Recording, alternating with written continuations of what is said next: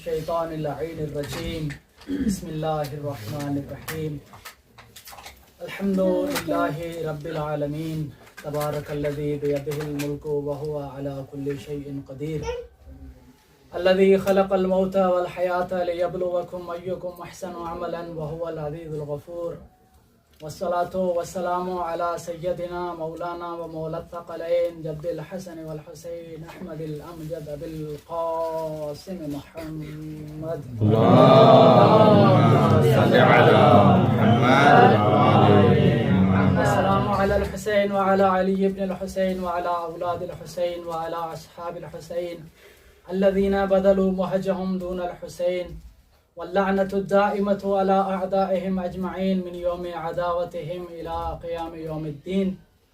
أما بعد، قال إمامنا جعفر الصادق عليه الصلاة والسلام: من أراد الله به الخير قذف في قلبه حب الحسين وحب زيارته بر محمد وآل محمد صلى الله عليه وسلم. اللهم صل على محمد وآل محمد. حضرات گرامی قدر، سب سے پہلے تمام مومنین کرام، خصوصاً علماء کرام آیت اللہ العظام، اور بالآخص امام عصر رضی اللہ تعالی فرج و شریف روحی لتراب مقدمہ فدا کی بارگاہ میں اعیاد شعبان کی دل کی عمیق گہرائیوں سے مبارکباد پیش کرتا ہوں.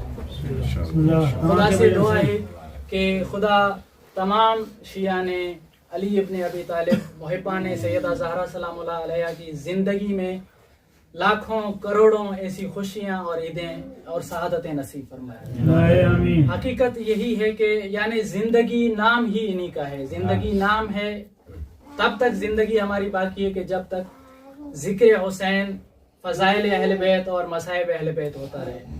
کوئی دن خدا کرے ہماری زندگی میں ایسا نہ ہو جو اس ذکر سے عاری ہو. فیضان من، اللہ تبارک و تعالیٰ کی ذات نے جب اس انسان کو عدم سے وجود میں لباس انسانیت اور لباس بشریت پہنا کر بھیجا تو اس کے کئی سارے مقاصد تھے. اب وہ مقاصد ظاہری بھی ہو سکتے ہیں، باطنی بھی ہو سکتے ہیں، معنوی بھی ہو سکتے ہیں، روحانی بھی ہو سکتے ہیں. اور یہ اسباب اور مقاصد دے کر ساتھ میں اللہ تبارک و تعالیٰ کی ذات نے انسان کے اندر ایک ایسی استطاعت اور قدرت پیدا فرمائی کہ وہ تنزلی سے ترقی کی جانب قدم بڑھائے. یعنی جو یہ زندگی دی گئی ہے، اگر آپ غرض اور مقصد کو دیکھیں، یا یوں بھی کہیں کہ جب بھی آپ دیکھیں گے کہ جن اشخاص کو، جن افراد کو، جن اقوام کو یاد کیا جاتا ہے، جو قابل ذکر ہیں، جن کو بھلایا نہیں گیا، جو آج بھی لوگوں کی زبانوں پر جو ہے جن کا کلام زندہ رہتا ہے، اس کی وجہ ہے کہ یہ کہ وہ تنزلی سے ترقی کی طرف گئے ہیں اور انہوں نے زوال سے عروج کی طرف سفر کیا ہے. صلوات بھیجے محمد والے.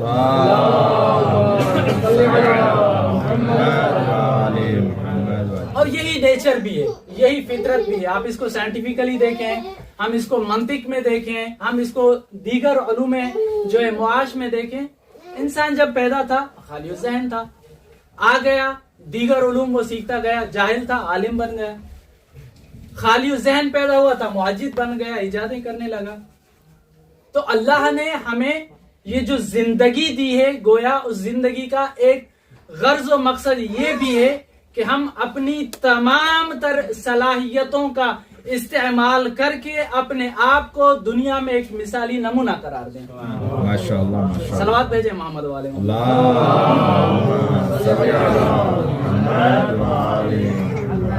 جو فرمان امام جعفر صادق علیہ الصلوۃ والسلام آپ لوگوں کی خدمت میں نے گوشے گزار کیا ہے: من اراد اللہ بہ الخیر قذف فی قلبہ حب الحسین وحب زیارتہ. مفردات روایت کی طرف اگر نظر کریں تو پہلا لفظ استعمال ہوا ہے ارادہ. اب ارادے کا تعلق اس چیز سے ہے کہ مرید کیسا ہے، ارادہ کرنے والا کیسا ہے. اب اس کا ارادہ جب ہم امپلیمنٹ کریں گے اس ارادے کا تو وہ یہ دیکھیں گے کہ جو صاحب ارادہ ہے اس کی حیثیت کتنی ہے. اگر کوئی گھر کا فرد ہے، گھر کا بڑا ہے، تو اس کا ارادہ جو ہوگا، اس کی جو ارادے کی باؤنڈریز ہوگی وہ زیادہ سے زیادہ اس کے گھر تک، اس کی حیثیت اتنی ہے کہ اس کے گھر میں مانی جائے گی. اس سے اگر ہم تھوڑا بڑھیں گے، ایک محلے کا بڑا، اب اس کا ارادہ کہاں تک چلے گا؟ اس محلے کے اوپر.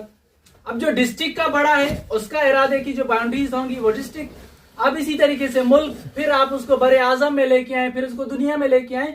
اب یہاں جو ارادہ ہے، توجہ چاہوں گا عزیزان، بسم اللہ. یہاں جو ارادہ کر رہا ہے اس کا ارادہ یہی ہے کہ وہ خود بذات خود کن کا بھی محتاج نہیں ہے. کن فیکون، یہ بھی اذہان انسانی کو سمجھانے کی خاطر، کیونکہ فکر انسان، ذہن انسان، اس میں اتنی استطاعت نہیں تھی کہ وہ فعل ربی کو سمجھ سکے. تو یہ جو کلمات، یہ جو امثال، یہ جو تشابیہ، یہ جو مثالیں، یہ جو جتنی مشابہات بیان کی جاتی ہیں، یہ اس طریقے سے نہیں ہے کہ بس خدا ان امثال میں، ان تشابیہ میں منحصر یا محدود ہے. یہ تمام تر مثالیں اس وجہ سے محدود ہیں کہ ہماری ذہن محدود ہے. ہماری عقل کے مطابق مثالیں بیان کی گئی ہے تاکہ ہم اس کی ذات کو سمجھ سکیں اور اس کی معرفت حاصل کر سکیں. تو اس کا ارادہ ایسا ارادہ ہے جو پوری کائنات پر محیط ہے، جو کن کا محتاج بھی نہیں، جو چاہتا ہے سوچنے سے بھی پہلے اس کا عمل انجام ہو چکا ہوتا ہے. صلوات بھیجے محمد والے.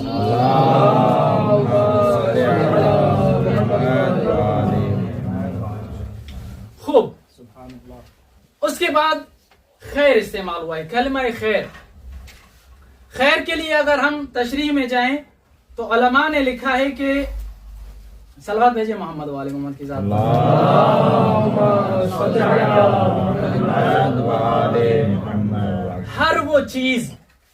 ہر وہ چیز جس سے ہم مثبت فائدہ اٹھا سکیں، راہ خداوندی میں اس کو خیر کہا جاتا ہے. ہر وہ چیز، یہ نقطہ چونکہ بعد میں بھی آئے گا تو میں متوجہ رکھنا چاہوں گا. ہر وہ چیز جس سے ہم مثبت استفادہ کریں راہ خداوندی میں، ایک نیک راہ کے اوپر، اس کو جو ہے وہ خیر کیا جاتا ہے. کہ اب اس میں جتنی بھی مثبت چیزیں دنیا میں اللہ تبارک و تعالیٰ کی ذات نے فائدہ انسانی کے لیے خلق فرمائی، وہ سب اس خیر کے تحت آ جائیں گی. اس کے بعد لطیف ایک نقطہ ہے، قذف فی قلبہ.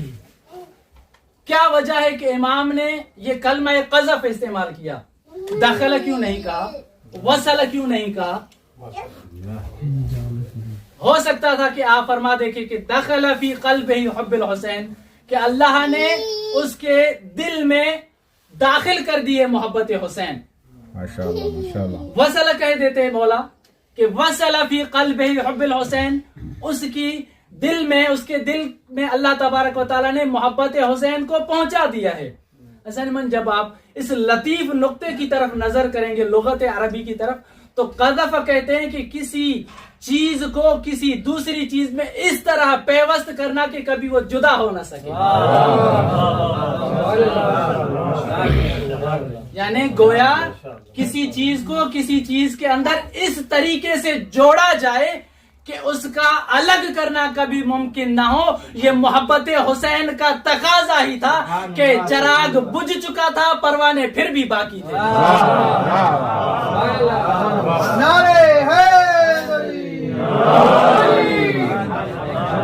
یہ محبت حسین کا تقاضا تھا کہ جب بتایا گیا آپ مرنے والے ہیں تو کیا کہا؟ اے حسین، یہ تو ایک زندگی ہے. حسین، اگر لاکھوں مرتبہ زندگی دی جائے تو وہ زندگی ہم تیرے قدموں میں قربان کر دیں گے. یہ محبت حسین کا تقاضا ہے کہ ہاتھ توڑے گئے، آنکھیں نکالی گئی، پیروں کو کچلا گیا، بیٹوں کو مارا گیا، لیکن کسی نے زیارت حسین کو شیعوں سے الگ نہیں کر پایا. صلوات بھیجے محمد والے. اللہم صلی علی محمد وآل محمد. چاہتا ہوں کہ چند ایک کلمات امام حسین علیہ الصلوۃ والسلام کی ذات مبارک پر حقیقت یہی ہے کہ یعنی بذات خود جس کا قرآن قصیدہ پڑھے، قرآن جس کا قصیدہ ہو، جس کے مادح و ذاکر علی و بطول جیسی ذات ہو، کوئی گنہگار انسان کیا اس کی عظمت کو بیان کر سکتا ہے۔ چند ایک روایات ہیں جو میں نے بہتر سمجھا کہ آپ مومنین کی بارگاہ میں پہنچائے جائیں۔ خود ایک روایت کریمہ ہے جو خود امام حسین علیہ الصلوۃ والسلام کی ذات سے ہے کہ عن الامام الحسین علیہ الصلوۃ والسلام قال قد اتیت جدی رسول اللہ، کہ میں اپنے جد امجد رسول کریم صلی اللہ علیہ وآلہ وسلم کی بارگاہ میں حاضر ہوا، فرأیت ابی بن کعب فقال جدی مرحبا بک یا زین السماوات والارض۔ مولا فرماتے ہیں کہ میں نے دیکھا کہ وہاں ابی بن کعب بھی تھے، اور مجھ سے جس طریقے سے مخاطب ہوئے رسول، مجھے رسول نے فرمایا کہ اے زمین و آسمان کی زینت، مرحبا، خوش آمدید۔ تو مولا فرماتے ہیں کہ فسأل ابی بن کعب عن النبی صلی اللہ علیہ وآلہ وسلم هل احد سواک زین السماوات والارض، کہ یا رسول اللہ کیا آپ کے سوا کوئی اور بھی زینت ہو سکتا ہے زمین و آسمان کی؟ تو رسول کریم صلی اللہ علیہ وآلہ وسلم کے متعلق یہ جو مولا حسین کے متعلق مولا نے جملے فرمائے، میں کہتا ہوں کہ میرے والدین کی زندگی قربان ان جملوں پر۔ رسول کریم فرماتے ہیں کہ والذی بعثنی بالحق نبیا، کہ مجھے اس ذات خداوندی کی قسم ہے جس نے مجھے نبی بھیجا ہے، ان الحسین بن علی فی السماوات اعظم مما هو فی الارض، کہ حسین کی عظمت آسمانوں میں زمین سے کئی گنا زیادہ بلند ہے۔ واسمہ مکتوب عن یمین العرش، کہ اس کا نام آسمانوں میں لکھا گیا ہے، ان الحسین مصباح الہدی وسفینۃ النجات، کہ حسین چراغ ہے، حسین کشتی ہے نجات کی۔ دوسرا، دو ملاقات اس طریقے سے ہو کہ تیرے گردن پر کوئی گناہ کا اثر باقی نہ ہو تو حسین کی زیارت کے لیے جائے۔ وَإِن شِئْتَ أَن تَسْكُنَ الْغُرْفَ الْمَبْنِيَّةَ فِي الْجَنَّةِ مَعَ النَّبِيِّ فَلْعَنْ قَتَلَةِ الْحُسَيْنِ، کتنا بلند درجہ ہے۔ ایک مرتبہ ہے کہ آپ کی گناہ سے گردن خالی ہے، اس سے بلند درجہ کہ اگر تو چاہتا ہے کہ جنت میں آپ کا کمرہ اس مقام پر ہو جہاں محمد مصطفیٰ کا کمرہ ہے تو حسین کے قاتلوں پر لعنت بھیجا کر۔ مزید مولا نے فرمایا ان شئت ان یکون لک من الثواب مع الحسین فقل متى ذکرتهم یا لیتنی کنت معهم فافوز فوزا عظیما، اگر تو چاہتا ہے کہ تجھے بھی وہی ثواب ملے جو حسین کے عاشقوں کو ملا تھا، تو جب بھی تو حسین اور حسین کے چاہنے والوں کا ذکر کر تو یہ جملہ کہا کر، یا لیتنی کنت معهم، کہ کاش میں بھی آپ لوگوں کے ساتھ ہوتا، فافوز فوزا عظیما، تو میں بھی یقیناً کامیاب ہو جاتا۔ یہ قطع ہے ایک عرب دان کا، ایک فلسفر کا، جو میں یہ سمجھتا ہوں کہ میری آج کی اس تقریر کا کلام معصوم یقیناً کلام امام جو امام الکلام ہوتا ہے، لیکن جو لطف دوران مطالعہ با خدا میری ذات خداوندی گواہ ہے، دوران مطالعہ جو اس قطعے میں نے حاصل کیا، خصوصاً نتیجے میں کبھی مجھے موصول نہیں ہوا تھا ذات امام پر، اظہار عقیدت کرتے ہوئے یہ عرب لکھتے ہیں کہ لا یقاس الحسین بالثوار بل الانبیاء، کہ حسین کو ایسے ویسے شہیدوں کے ساتھ شباہت نہ دے، بلکہ حسین کے ساتھ ملانا ہے تو انبیاء کو ملا۔ مزید فرماتا ہے ولا تقاس کربلا بالمدن بل بالسماوات، کہ کربلا کو کسی دنیا کے شہروں کے ساتھ تشبیہ نہ دے، کربلا کو مماثلت دینی ہے تو آسمانوں کے ساتھ دے۔ مزید لکھتا ہے ولا تقاس عاشورا بحوادث الدہر، کہ عاشور کو زمانے کے واقعات کے ساتھ نہ ملا، بل بے منعطفات الکون، اگر ملانا ہے تو عاشور کو کائنات کے جوڑ و توڑ سے ملا۔ مزید لکھتا ہے کہ الحسین لیس شخصا بل ہو مشروع، حسین کوئی شخص نہیں ہے، کوئی فرد نہیں ہے، حسین ایک مشروع ہے، وَلَيْسَ كَلِمَةٍ بَلْ هُوَ الرَّأْيَ، حسین کوئی کلمہ نہیں ہے، ایک پرچم ہے۔ آگے جملہ جو لب مطلب ہے اس پورے مطلب کا، یہ لکھتا ہے کہ کلما حاولت ان اعبر الحسین بالکلمات۔ اس نے بھی سمجھ لیا کہ جس حسین کا مادہ قرآن ہو میں کیا بیان کر سکتا ہوں۔ یہ کہتا ہے کہ میں نے جب بھی چاہا کہ حسین کی تعریف کلمات کے ذریعے بیان کروں، جب بھی میں حسین کو اپنے کلمات میں بیان کرنا چاہتا تھا، وجدت ان الکلمات عاجزہ عن التعبیر، میرے کلمات میں استطاعت و جرت و قدرت و حیثیت ہی نہیں تھی کہ حسین کو میں اپنے الفاظ کے ذریعے سمجھا سکوں۔ حل کیا ہے؟ اب عشق جو تھا، جنبش جو تھی، وہ جو چراغ جو بجھ رہا تھا حب حسین کا، وہ کہتا ہے میرا پورا نہیں ہو رہا تھا، میں چاہتا تھا کہ حسین کو پڑھوں، الفاظ میرا ساتھ دیتے نہیں تھے، بس میں نے اس خالق کے ساتھ لو لگائی، توسل کیا، ارادہ کیا۔ یہ کہتا ہے فرجوت اللہ ان یلہمنی کلمۃ تعبر عن حقیقت الحسین، کہتا ہے میں حسین مولا کے لیے اللہ کی بارگاہ میں حاضر ہوا، خدایا میں تو قاصر ہوں، بس تو کلمات عطا فرما۔ میرے آخری جملے ختم کیا، توجہ چاہوں گا۔ کہتا ہے میں قاصر ہو گیا، میری زبان ختم ہو گئی، میں گونگا ہو گیا، میرا کلام ختم ہو گیا، مجھ سے بولا نہیں جا رہا، خدا تو مجھے کلمات الہام کر کہ میں حسین کی تعریف بیان کروں۔ تو کہتا ہے کہ فَأَلْهَمَنِي اللَّهُ، بس اللہ نے وہ الہام کیا، فقال ان اقول، پس اللہ نے کہا، یہ اس کی خیالات ہے، وہ کہتا ہے پس اللہ نے کہا کہ میں یہ کہوں، اقول ان الحسین هو الحسین، ان الحسین هو الحسین، بس حسین حسین ہی ہے، کوئی میرے پاس شبیہ ہے ہی نہیں کہ میں حسین کے ذریعے بیان کر سکوں۔